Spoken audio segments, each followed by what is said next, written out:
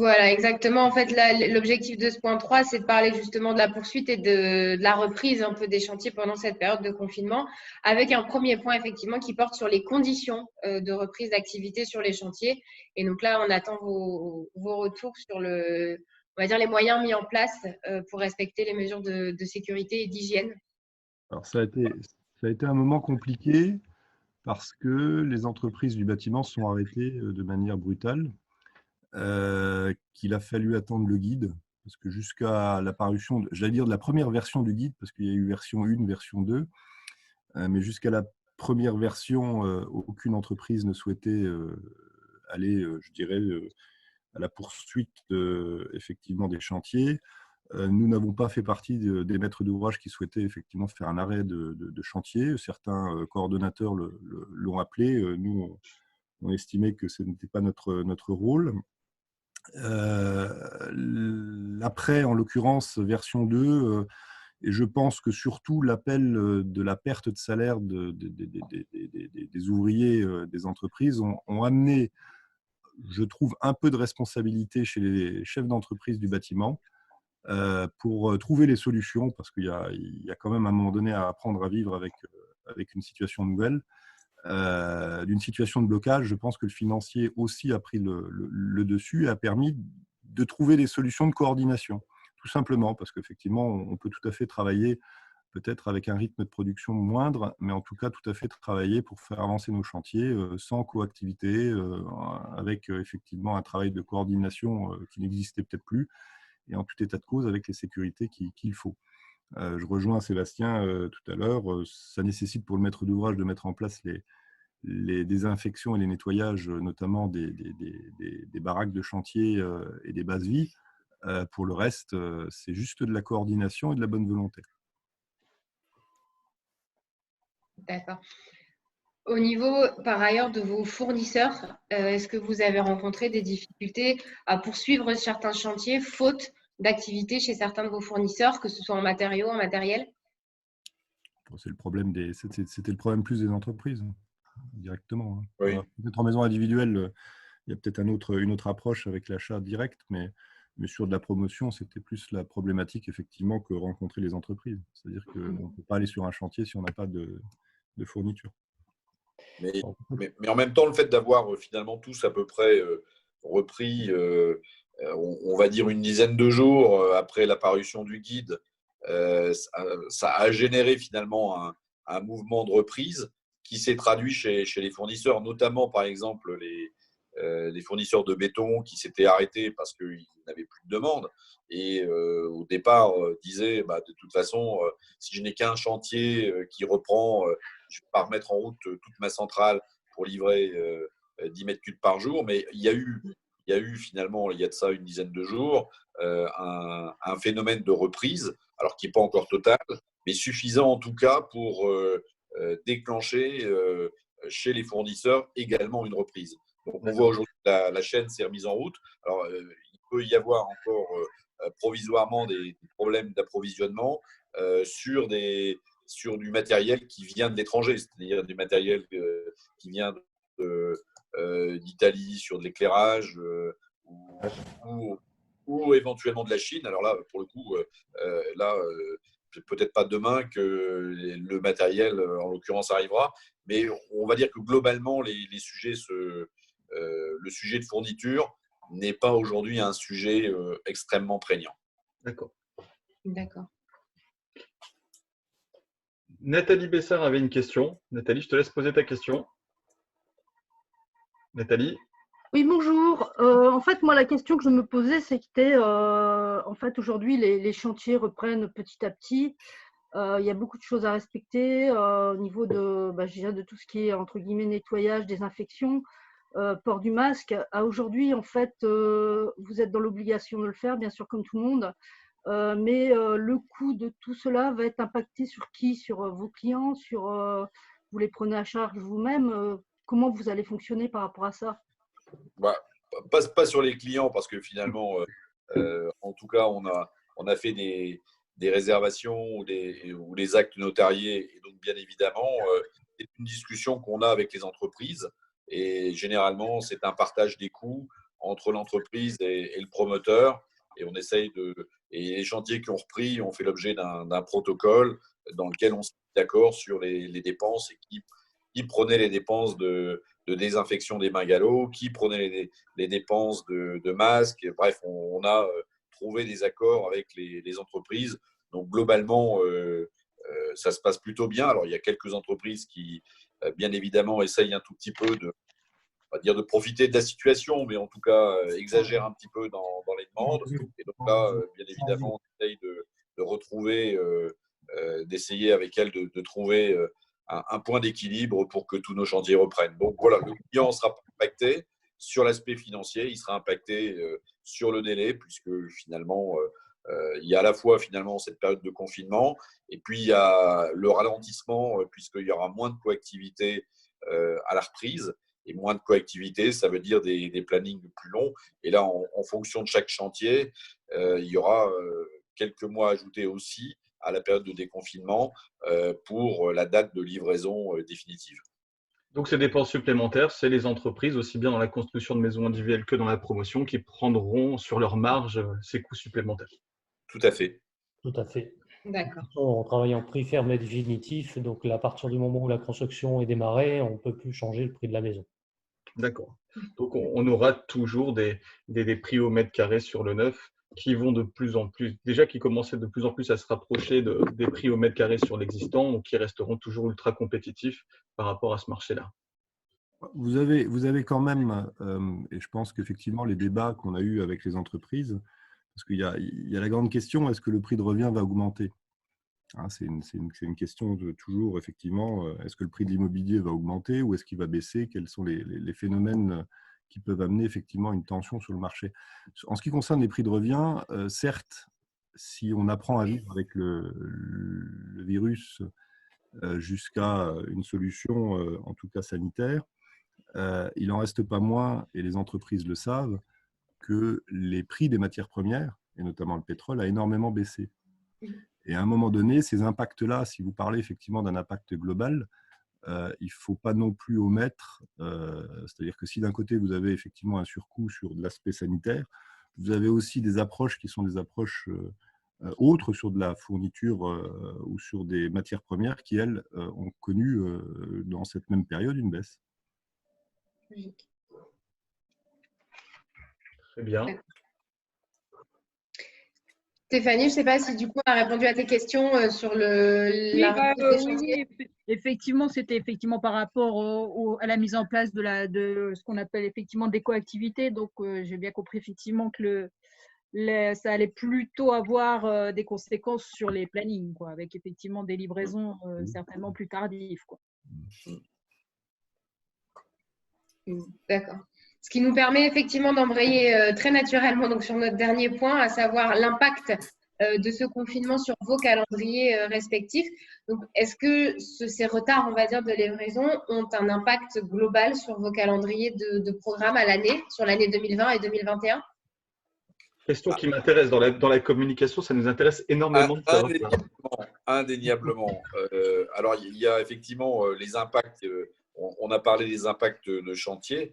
Les chantiers arrêtés et puis les reprises qui se feront à des rythmes différents. Et je pense que ce serait difficile de vous dire, en plus du délai, on va dire globalement des 3 mois, quel est le délai supplémentaire dû finalement à la coactivité. Ça dépendra de chaque chantier. Ça dépendra de est-ce que le chantier il est au début, il est à la fin.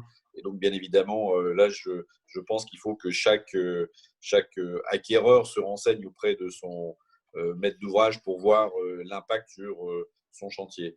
Il y a un de mes collègues qui a abordé le sujet qui, pour le coup, moi, en tant que président de la fédération, m'interpelle beaucoup. C'est que, bien évidemment, quand on a arrêté les chantiers de manière assez brutale, on a aussi arrêté l'instruction des permis de construire. Et beaucoup de mairies, finalement, n'étaient pas équipées. Et donc, tous les fonctionnaires qui instruisent les permis, qu'ils soient fonctionnaires de collectivités territoriales ou fonctionnaires d'État, se sont retrouvés finalement à télétravailler, mais sans forcément avoir les moyens du télétravail. Et vous ajoutez finalement à cette période d'incertitude et de crise, vous ajoutez finalement qu'on est toujours entre deux tours d'élections municipales et que, bien évidemment, il ne vous aura pas échappé que ce sont quand même les villes qui délivrent les permis. Donc, à cette crise sanitaire, on va dire le secteur de la construction et de l'immobilier se retrouve avec une deuxième conséquence, et bien évidemment, c'est cette incertitude électorale. Quand est-ce que les collectivités auront les nouvelles équipes municipales? On a parlé d'élections en juin, mais j'ai le sentiment que finalement, le mois de juin, ça a l'air d'être compliqué. Peut-être octobre, peut-être on parle aussi de mars 2021, ce qui serait, je pense, pour le secteur de l'immobilier et de la construction une vraie catastrophe, parce que finalement, vous savez comme nous que nous sommes des empêcheurs de tourner en rond et que quand on construit un immeuble, on vient déranger finalement tout le voisinage, et que à partir de là, les maires peuvent avoir un petit peu finalement tendance à avoir le pied sur le frein encore pendant quelques mois. Ils l'avaient déjà eu avant le premier tour des municipales, et malheureusement, finalement, cet entre-deux tours qui n'en finit pas risque d'être la deuxième lame. Alors, je pense que pour l'immobilier, et à la fois pour les promoteurs, mais aussi finalement pour les constructeurs, ça risque de faire aujourd'hui une année 2021 qui sera, je pense, très dure. Voilà. Il faut compléter l'information aussi, c'est qu'aujourd'hui, les équipes qui ont été élues, elles n'ont pas été installées, puisque les conseils municipaux qui devaient se dérouler la semaine d'après n'ont été décalés, et on ne sait toujours pas quand est-ce que ça va être installé. On parle du 16 mai, du 23 mai, et donc les équipes en place, c'est pas forcément, ils vont pas prendre de décision non plus, quoi. Donc c'est tout le dispositif avec un second tour qui doit arriver plus tard, mais même l'issue du premier tour, il n'est pas encore bouclé pour ceux qui ont été élus, quoi. Donc, en effet, c'est un vrai souci, ça. Donc du coup, par rapport à votre calendrier qui était prévu sur le semestre 2, est-ce que déjà vous pouvez me dire, bah oui, tel programme qui était prévu sur le semestre 2 est décalé à 2021, ou voire annulé? Est-ce que vous avez déjà ce type de décisions qui ont été prises? Alors, chez nous, on n'a pas pris ce type de décision. Il y a les sujets qui sont en cours de commercialisation, dont les chantiers devaient démarrer avec un taux de précom atteint qui vont démarrer dès qu'on peut. Donc ça, il n'y a pas de souci. Il y a ceux qui étaient en phase de teasing qu'on va continuer à commercialiser. Puis il y a ceux qui devaient arriver en septembre. Alors là, normalement, on a le permis sur ceux-là. Sur ceux où on n'a pas de permis, on ne sait pas où ça va aller. Ceux où on a le permis, on va attendre quand même, on va voir comment fonctionne la commercialisation et comment vont revenir les clients, les prospects et les clients. Très clairement. Mais ça sera un impact sur 2020 qui sera très important. Ça, je rejoins Philippe de passe, ça ne va pas être neutre. Puis, on a aussi les permis qui ont fait l'objet de recours, qu'ils soient gracieux ou autres administratifs. Là, ça retarde d'autant plus parce que les tribunaux sont fermés. Je pense que là, on va perdre quelques mois sur les calendriers qu'on a prévus sur ces sujets-là. Moi, j'en ai quelques-uns. Bon, voilà, il faut faire attendre et les vendeurs des terrains et puis voilà, pour les équipes commerciales. Donc ça va être un sujet au-delà des élections aussi qui vont… ça va être impactant. En 2 mots, on est dans la merde. Hein. Voilà. Il y a un sujet auquel on n'a pas parlé, ce sont les ventes notariées en VFA, notamment. Je ne sais pas si c'est le cas de mes confrères. Voilà, moi, j'avais pas mal de ventes de prévues qui aujourd'hui sont reportées, elles ne sont pas perdues. Mais c'est vrai qu'on a beaucoup de mal, même si les notaires se sont équipés depuis quelques jours, à passer les actes notariés à distance. Des fois parce que les clients ne le souhaitent pas, pour faire un rendez-vous physique après la fin du confinement. Et puis aussi parfois parce que certains notaires ne sont pas forcément à la page. Non, effectivement, Sébastien, j'ai remarqué que…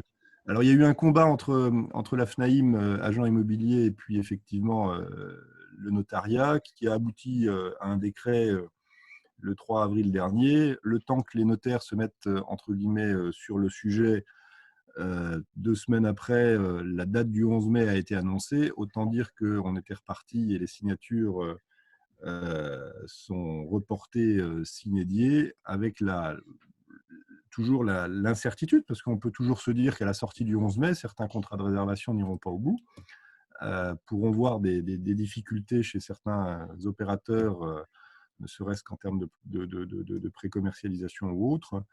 J'avoue qu'effectivement, on aurait pu travailler à distance, même chez les notaires. À titre personnel, je n'ai passé qu'une vente, entre guillemets, sur la phase visio, alors qu'on aurait pu passer un programme complet, quoi. Voilà. Ça va être une vraie interrogation pour nous. On a un certain nombre d'actes qui n'ont pas été positionnés. On n'a quasiment pas d'annulation. Il y a dû en avoir une sur le nombre d'actes en attente. Même si on essaye d'avoir nos clients réservataires régulièrement et de les accompagner et de les rassurer, on s'interroge sur la suite qui sera donnée par ces clients qui n'ont pas été notifiés, qui n'ont pas acté. Est-ce qu'ils vont poursuivre, pas poursuivre? C'est une vraie interrogation. Pour l'instant, ça tient. Qu'est-ce qui va se passer le jour où on va reprendre l'activité et on va les notifier? Ça, ça va être compliqué, ça. C'est toujours la même chose, effectivement, quand la lumière s'éteint, au moment où elle se rallume, dans quelles conditions retrouve-t-on la pièce? Voilà. Donc, à un moment donné, certains acquéreurs voudront peut-être pas poursuivre, d'autant plus que, effectivement, comme, alors je ne sais plus qui en parlait tout à l'heure, mais certains échos qui se portent sur le marché immobilier, hein, donc ce qui fait que les investisseurs sont attentistes.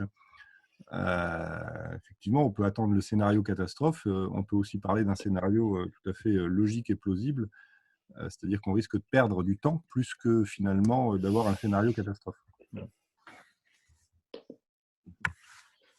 Alors moi, après, c'est une équation. Moi. Ça va être un peu une réflexion de débutant, mais on m'a toujours dit qu'au moins il y avait de produits sur le marché, au plus les prix montaient. Donc, ce qui veut dire que là, si j'entends, c'est que les chantiers retardent. Donc, du coup, les programmes vont mettre un peu plus de temps à sortir de terre. Les permis aussi. Donc, un peu moins de programmes de lancer. Donc, du coup, ce qui veut dire des programmes qui sortiront pas, ou en tout cas moins en 2021. Donc, moins de produits neufs sur le marché, ce qui ne va pas faire monter les prix à un moment donné. Puisque l'existant est toujours aussi peu disponible. Vous pouvez avoir 2 scénarios. Vous pouvez effectivement avoir le scénario que vous indiquez, c'est-à-dire que vous pouvez vous dire il y a moins de produits, le produit est effectivement rare, et ce qui peut être rare peut devenir cher, les prix de revient peuvent monter, donc ça veut dire qu'il y a un impact sur le prix. Vous rajoutez les taux d'intérêt, et puis à ce moment-là, qu'est-ce qui se passe? Vous rentrez dans une crise de la demande. À ce moment-là, vous avez moins d'acquéreurs. Vos prix, effectivement, sont certes, vos programmes sont certes rares, mais vous avez effectivement moins d'acquéreurs, donc vous êtes obligé de baisser vos prix pour retrouver effectivement un niveau de commercialisation. Vous pouvez avoir 2 scénarios. Vous pouvez aussi, dans 6 mois, avoir du chômage massif, avoir une situation économique désastreuse, et puis de nouveau rajouter effectivement de la crise à la crise. On a plein d'économistes qui, sur toutes les chaînes d'information continue, nous racontent tous avec un médecin à côté, tous les scénarios qu'il peuvent y avoir. Est-ce que c'est le bon moment, pas le bon moment? Investissez, investissez pas, attendez. Ce qui est sûr, c'est qu'en période de crise, vous avez souvent de l'attentisme. C'est-à-dire qu'à un moment donné, derrière la pandémie et l'aspect sanitaire, on va avoir un déconfinement qui va être pas du tout brutal. C'est-à-dire qu'on va avoir effectivement 1, 2, 3 mois qui vont être effectivement du déconfinement. Et l'apprentissage de vivre avec quelque chose qui nous a arrêtés. Une fois que les gens auront appris à revivre de manière normale, entre guillemets normale, parce qu'il ne faut pas s'attendre effectivement à ce qu'on revienne à la normalité demain, à partir de là, effectivement, le sujet va se détendre. Je pense plutôt à des pans d'économie comme les restaurateurs ou autres. Tant que vous n'irez pas dans un restaurant tranquillement pour manger votre steak frites, votre vie ne sera pas comme avant. C'est sûr. Jolie conclusion. Stéphanie, je ne sais pas si tu avais également d'autres questions à ajouter. Non, pour ma part, ça va. Non, je pense que je les avais posées. Très bien. Je pense effectivement qu'on a fait le tour des sujets liés à l'impact du confinement sur l'immobilier neuf et sa promotion aujourd'hui. Une fois encore, je vous remercie nos chers experts. Donc, merci Monsieur Merlin, Monsieur Duquesnoy, Monsieur Cavreau, Monsieur Prévoto, Monsieur Depasse et Monsieur Paris pour votre intervention. Vous pourrez retrouver nos échanges sur la chaîne YouTube de 360 mètres carrés très prochainement, ainsi que plusieurs articles dans nos supports La Voix du Nord, l'Est éclair et sans doute 360 mètres carrés.fr. Merci à vous. Merci. Merci. Portez-vous bien. Bonne journée. Bonne journée à tous.